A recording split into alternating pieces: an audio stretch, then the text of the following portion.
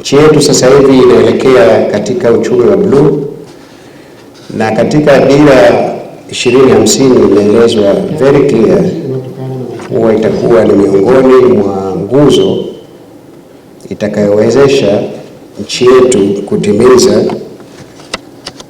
dira ya 2050 ambayo imeanza utekelezaji wake ndani ya mwezi huu. Ndugu washiriki, sekta ya uvuvi ni sekta ambayo inachangia 2.2% ya pato la taifa, na niwape habari njema, ilikuwa ni 1.8 mpaka mwaka jana, lakini mwaka huu imeongezeka kufika 2.2 katika GDP. Lakini pia inaendelea kukua kwa kasi. Mwaka jana ilikuwa kwa 2.3 kama sekta. Mwaka huu takwimu zinaonyesha kwamba wamekuwa kwa 6.3.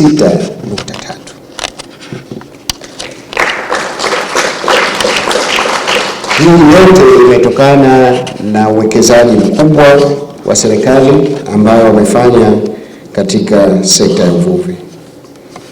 Kwa takwimu zilizopo inaonyesha kwamba sekta ya uvuvi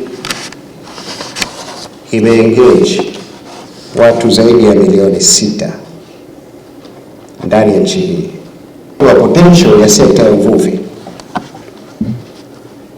alitutajia kilomita karibu 1423 kama sikosei.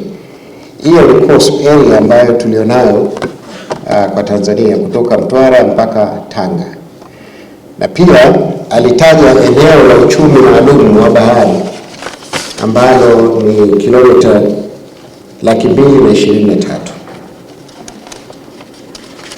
Hizi sio numbers peke yake, lakini ukizibadilisha kiuchumi zina maana kubwa. Ndugu washiriki, kwa hili linafanyika chini ya kauli mbiu isemayo kufungua fursa za biashara kidijitali, kuimarisha uunganishaji wa masoko na kukuza ukuaji endelevu katika mnyororo wa thamani ya uvuvi. Mabibi na mabwana, kauli mbiu hii inaendana na mwelekeo wa serikali wa kujenga sekta ya uvuvi yenye tija, yenye ushindani na uwezo wa kutumia teknolojia katika kuboresha uzalishaji na biashara. Ndugu washiriki, katika kufikia azma hiyo, tunapaswa kuendelea na kuimarisha usimamizi endelevu wa rasilimali ya uvuvi. Ukuaji wa biashara hauwezi kudumu iwapo rasilimali zinazotegemewa zitaenda kupungua na kuharibiwa. Ni lazima tuzingatie sheria, kanuni na mbinu za uvuvi zinazolinda mazingira na kuhifadhi rasilimali kwa manufaa ya kizazi cha sasa na vizazi vijavyo.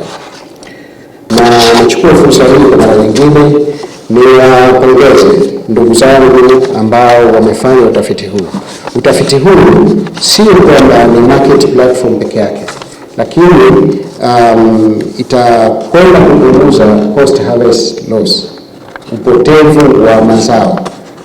Nimeona kuwa wewe ukiwa nyumbani unaweza ukaagiza samaki instant na ukatumiwa. Kwa hiyo wauzaji wa samaki sio kuwa ataweza kukaa nao sokoni kusubiri wateja. Kwa hiyo tunategemea mfumo huu uweze kupunguza upotevu wa mazao kutokana na muda utakaotumiwa wakati wa kununua mpaka utakapomfikia mteja.